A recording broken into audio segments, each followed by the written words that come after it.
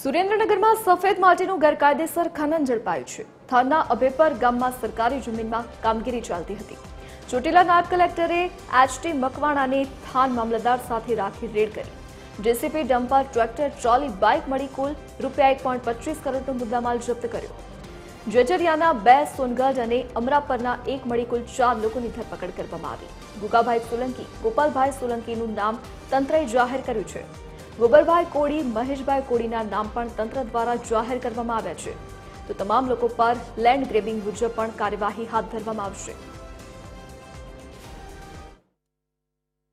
આજ રોજ થાનગઢ તાલુકાના અભેપર ગામે અમારી નાયબ કલેક્ટર પ્રાંત ચોટીલાની ટીમ ને મામલતદાર થાનગઢની સંયુક્ત ટીમ દ્વારા પ્રાઇવેટ ગાડીની અંદર આવી અને અભેપર ગામની બાજુમાં જે તળાવ આવેલું છે, તળાવની બાજુમાં જે અંદાજિત 3 એકર સરકારી પડતર જમીન, જેનો સર્વે નંબર 4, 115 અને 116 છે, ત્યાં મોટા પ્રમાણમાં છેલ્લા લગભગ 3 વર્ષથી જે ગેરકાયદેસર ખનન પ્રવૃત્તિ ચાલી રહી હતી।